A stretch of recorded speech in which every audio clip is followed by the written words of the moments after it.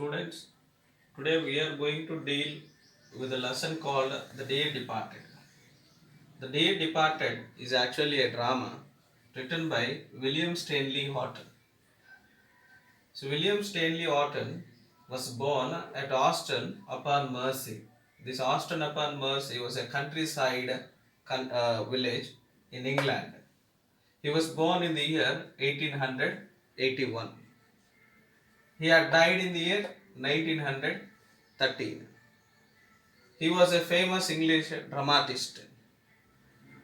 He was also called one of the best realistic playwrights. The group of these playwrights was often called the Manchester School. You know, the Manchester was a place in England. So, since these writers used to gather and write there, mostly they used to spend their time there on writing and discussing about their dramas and poems and all. That's why they were called Manchester School. William Stanley Horton, in his plays, he presents an idea. Plays means dramas. In his dramas, in every drama, he presents an idea. Idea means a message. He delivers a message to the audience through his dramas. He was influenced by Ibsen. Ibsen was another great writer in English literature. So let us see some works of the William Stanley Horton. Some of his famous works. What was his famous writings? What were his famous writings? Let us see. Great works by Horton. One of his famous books is called Hindleways. And he also wrote other books like Younger Generation and many other writings. These are the great works of William Stanley Horton. And let us see about the background of the drama, The Day Departed. Background of the story. It is a satire. Satire means a criticism. It is a satire on superficial and artificial relations of humans. It was actually produced in the year 1908 in Manchester. William Stanley Horton criticized the degradation of moral values in the British middle class. So this is the background of The Day Departed, and let us see the characters of the Day Departed drama. When we come to the characters of the play, the main characters are the characters which are shown on the stage are old man Abel Merriweather. He was the main character of the drama. This man had two daughters, Mrs. Amelia Slater and Mrs. Elizabeth Jordan. These two women's husbands were Henry Slater and Ben Jordan. This Mrs. Amelia Slater and Henry Slater, both of them got a daughter called Victoria. So totally we can say 3, 5, 6 characters live on the stage. And let us say about the futures of these characters, about their behavior, how would they behave. Abel Merriweather was a fat man. He had a drooping moustache and he had blue eyes. Though he was 70 years old, he was actually 70 years old man, but he looks very young. And he believes in drinking, eating and enjoying the life. He does not bother about anything. Mrs. Amelia Slater, the elder daughter of Abel Merriweather, she was immoral. She doesn't have feelings for her father's concern. She never bothered about taking care of her father. And she talks straight. If she wants to get anything, she doesn't bother about the character of others or about the sense, moral sense of the others. She reduces the She reduces the others' character by making them believe that what they are doing is wrong. And she is a vulgar woman. It means she doesn't bother about what she talks. Mrs. Elizabeth Jordan, she was also like her sister. She too doesn't have any feeling for her father, and she too doesn't bother about how would others feel and all.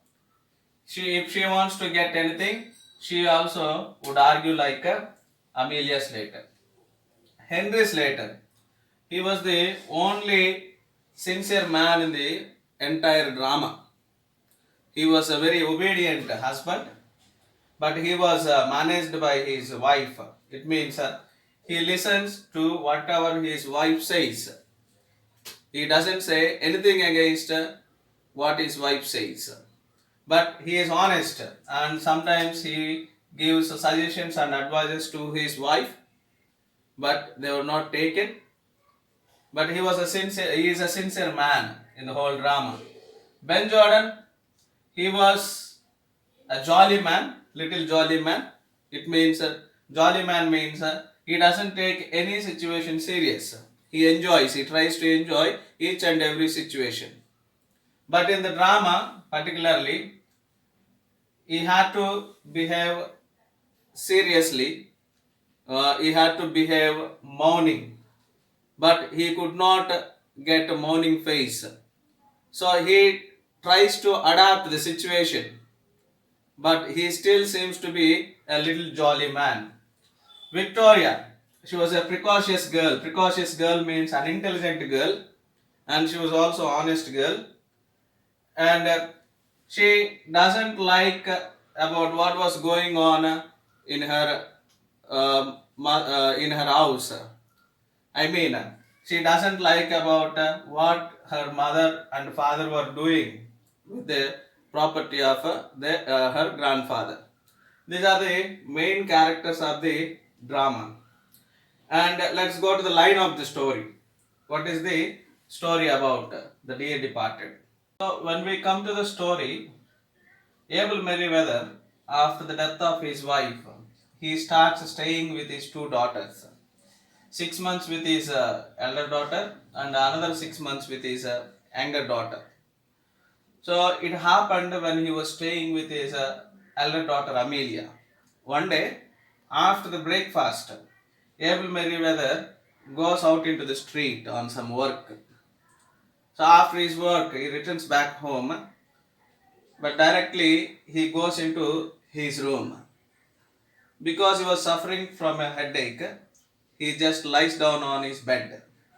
Slowly, he gets into deep sleep so that he could not come down for the lunch and he could not even come down for the evening meals also. So, Amelia Slater, since her father did not come down for the lunch and evening meals, she wanted to take some food. She kept some food on the tray and she goes into the Abel Merriweather's room and tries to wake him up. Abel Merriweather could not wake up. Amelia Slater goes to his bed and she just touches his body. When she touches his body, she felt his body cold. She confirms that he had died. He informs same thing to her husband and asks her husband to send an immediate telegram to her sister Elizabeth Jordan and her husband Ben Jordan. Henry Slater sends a telegram to Elizabeth and Ben Jordan. Then Amelia shows the Bidwa to Henry Slater and asks him to get it down to the hall. Actually, Henry Slater reminds her that Bidwa belonged to Abel Merriweather. But Amelia says that she always wanted to take the Bidwa ever since her father had bought it. She knew that her father would not give her if she had asked when he was alive. That's why she decided to take the Birwa after the death of her father. Now her father had died and now she got the chance to take the Birwa. So actually Henry Slater did not like the idea of Amelia, that's stealing the Birwa of her dead father. So he suggests her to arrange that with Elizabeth when she comes here. But Amelia says, if Elizabeth likes the Birwa, she likes to take the Birwa. And there would be an argument between both of us. Definitely Elizabeth will win the argument and she will take the birva. That's why I want to change the birva now itself. Therefore, therefore Elizabeth would not know that the birva belonged to my father. Why? Because when my father bought the birva, Elizabeth was not here. So she would never come to know that the birva belonged to my father.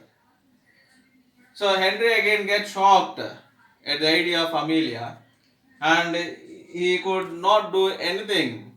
He could not change the mind of his wife because she was so blunt.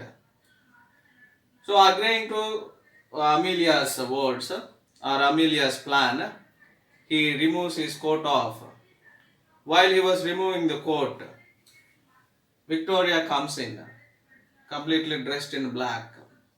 And when she sees her father trying to remove the coat off, she asks her father, Father, why are you removing your coat off? Why are you taking your coat off? This later answers Victoria, saying that he and her mother were trying to bring the Birwa down to the hall.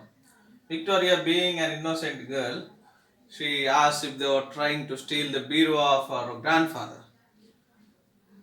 Henry Slater, getting shocked at this, says that they were not stealing the birwa, but her grandfather had given the birwa to her mother.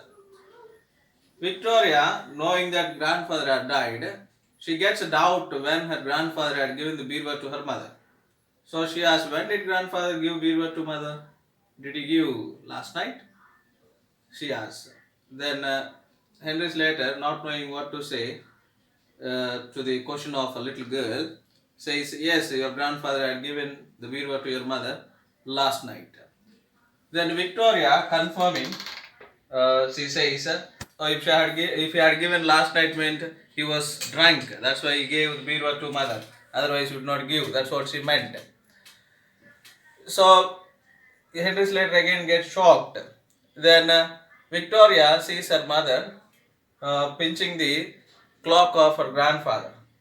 She gets the clock under her arm and looking at her mother, she says, Mother, this is the clock of her grandfather. Amelia tries to calm down Victoria by saying that don't talk, it's now ours. It's ours now. The clock is ours now, she says. So she also says that the clock was very beautiful and she likes to have the clock also along with the bureau. So therefore, she keeps the clock on bureau to bring them down to the hall. Henry Slater gets a doubt and he asks his wife, saying that, for example, if your sister and Ben Jordan come while we are changing the bureau down, then they will come to know that we are stealing the things. Then Amelia says, I'll just go down and I will fasten the front door. Fasten the front door means I'll just go close the front door. And if at all they come, they have to knock the door on. So she goes fast and she closes the door, she latches it, and she moves all the chairs and sofas that were blocking the way to bring the bureau down. And she goes up, and both of them, Henry and Amelia, they lift the bureau and they bring it down. When they were about to keep the bureau down, after completing keeping the bureau down in the hall, there was a knock on the front door. So Victoria goes and opens the door and she welcomes Ben Jordan and Elizabeth Jordan inside. So when Elizabeth Jordan sees her sister Amelia, she comes and hugs her, and both the ladies they kiss each other. Both the men shake their hands. Then Elizabeth asks Amelia to say how Abel Meriwether had died. Amelia narrates the whole story, what happened the other day. And listen, after saying that, Amelia snips out her tears that were coming down from her eyes. Ben Jordan tries to console her by saying that, well, Amelia, you have to give up. You have to understand the situation that each and every one of us have to die one day. By saying these words, Ben Jordan consoles Amelia. Then Amelia puts a question before these visitors, Ben Jordan and Elizabeth Jordan. The question is, do you want to go upstairs and see the dead body first, or do you want to take the tea first? Then both of them did not know what to say. Then Elizabeth asks Ben Jordan what he wants first. Ben Jordan says that anyway you decide.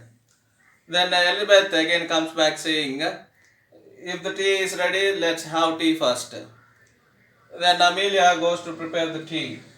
Then they start discussing about how to announce the death of Abel Merriweather, whether to give announcement in the newspaper or to announce the death through any other way. So while they are discussing about that, and they also get the point of the property, the discussion. So they say, well, let's discuss about the property, all the bits that he had. While they were discussing about the property of Abel Merriweather, Amelia confirms that there was nothing short of gold or valuable things in his room. She says about the things that were there, table, wall, chest of drawers, that was replaced by Amelia, and all the things that were there. Listening to this, Elizabeth says to Amelia that except his gold watch.